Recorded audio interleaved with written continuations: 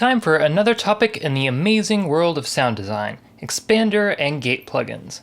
Before we dive in, I highly recommend you go back and watch my video on compressors first so you get some of the background needed for this video.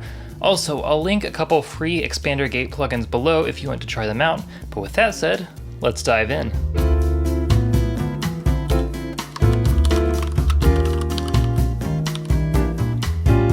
So if you think about what a compressor does, an expander is basically the opposite, and a gate is essentially the opposite of a limiter.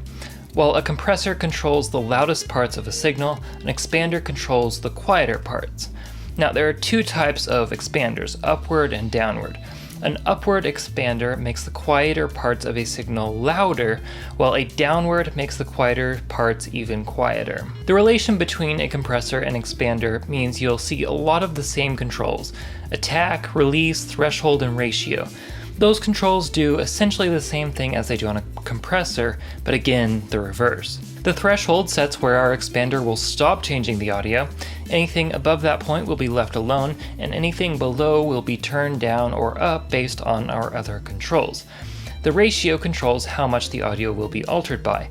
A 1-to-1 ratio means the audio won't be changed at all. A 2-to-1 ratio means the audio below the threshold will be either half or twice as loud as the original signal, depending on whether you have an upward or downward expander. The attack and release controls work just like they do on a compressor. They affect how quickly the expander starts or stops expanding in order to avoid creating distortion. Expanders are pretty useful tools, but the two types have vastly different use cases.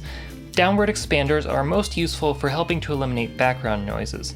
If you have a dialogue track with, say, an air conditioner going on the background, you can set the threshold so that the air conditioner sound will be turned down, but when the dialogue comes through, the expander will let it pass. That said, there are two issues with this approach. The first is that it will only work if the dialogue is noticeably louder than the background audio, since an expander can only distinguish between different audio levels, not different types of audio.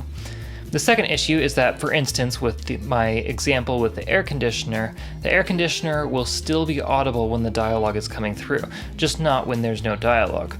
For that reason, it's best to combine an expander with other methods of noise reduction. Upward expanders are great for controlling dynamics in audio. Like a compressor, they increase loudness depending on the threshold and the ratio, but they do it by altering the quietest rather than the loudest parts of the waveform. That makes upward expanders useful in situations where you want to increase loudness without altering the transients or peaks of the audio. Let's quickly talk about another type of expander I mentioned at the beginning of the video, a gate. A gate is a very aggressive type of downward expander.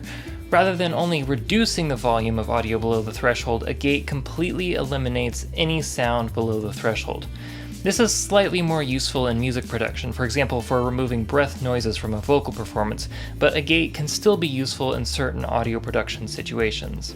Anyway, that is it for this video. Hopefully this video taught you how expanders and gates work and how you can use them in your sound production workflows, and if so, hit that like button. If not, feel free to hit the dislike button. If you have any more questions or comments, feel free to leave those down in the comment section down below, and if you want to see more videos like this, please hit that subscribe button.